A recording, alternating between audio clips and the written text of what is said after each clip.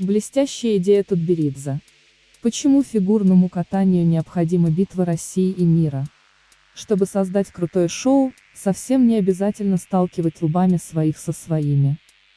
Я вообще не сторонник, когда своих сталкивают друг с другом, призналась Евгения Медведева после поражения от Алины Загитовой на командном турнире в Москве.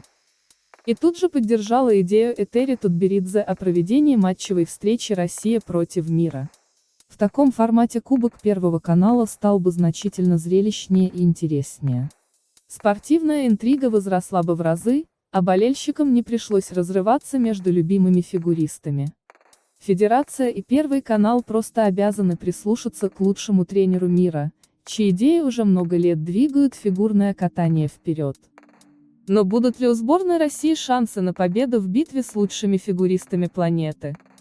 Медведева за единую команду России. Главным сюжетом Кубка Первого канала стало противостояние Загитовой и Медведевой. С коммерческой точки зрения решение – блестящее. Болельщики из разных уголков России приехали в Москву, чтобы увидеть эту битву воочию, а остальные смотрели турнир по телевизору и обеспечивали шоу колоссальные рейтинги.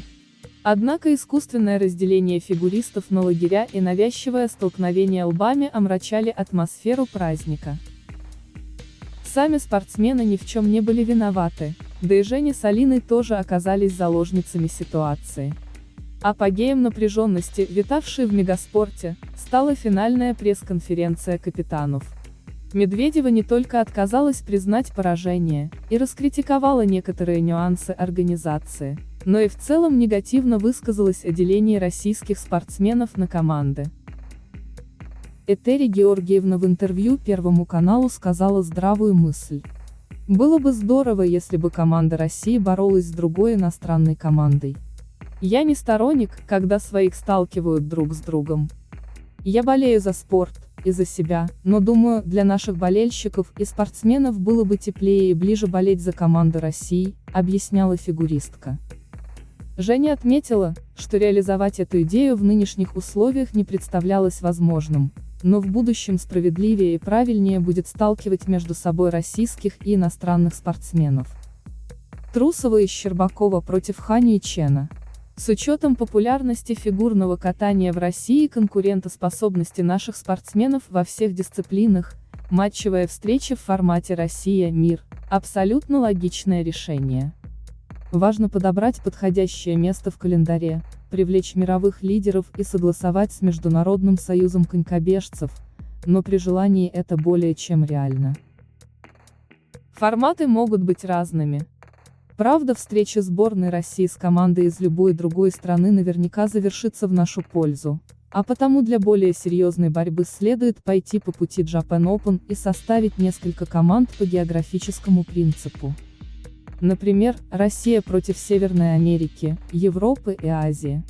Но и в таком случае очевидный перевес будет на стороне хозяев, да и число участников в каждой команде будет гораздо меньше, чем на Кубке Первого канала 2021.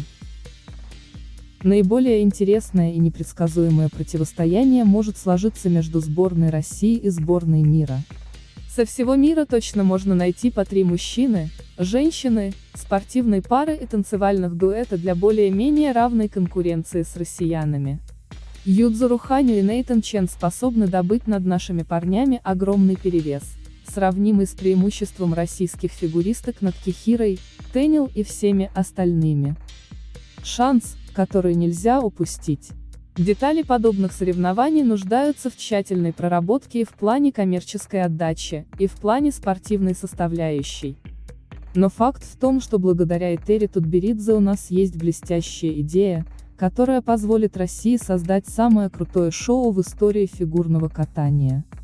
Фигурному катанию просто необходима битва России и мира, ведь подобный турнир не только удовлетворит армию российских болельщиков, но и здорово поможет в популяризации фигурного катания в других странах.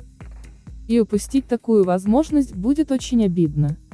Иностранцы, Авалиевой, Трусова и Щербакова совершили революцию в фигурном катании, а все медали достанутся Камиле.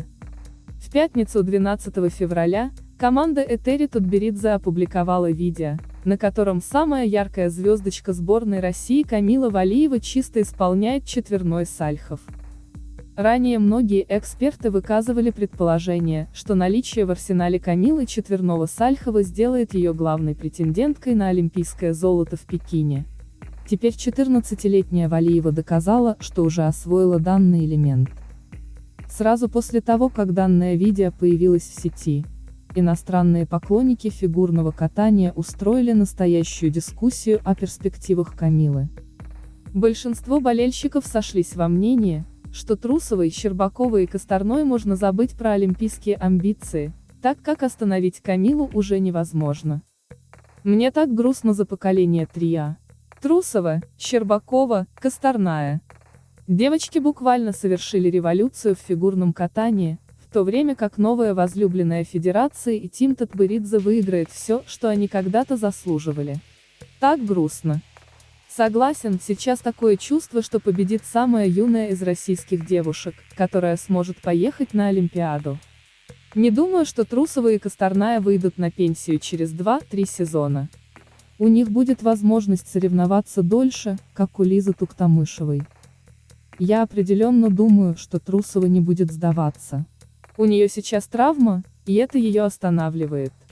Но ее квады сильны, как и ее воля. Я буду болеть за Трусову всем сердцем. У них все еще будут шансы получить титулы, даже если это произойдет намного позже. Как Каролина, которая выиграла титул чемпиона мира в 25 лет и олимпийскую медаль в 27 лет. Шансы есть. Только травма может помешать Камиле выиграть олимпийское золото. Это действительно жесткий вид спорта. Трусова, Косторная и Щербакова соревнуются уже некоторое время и, возможно, они не так сильны, как Ками. Преимущество Камилы – молодость.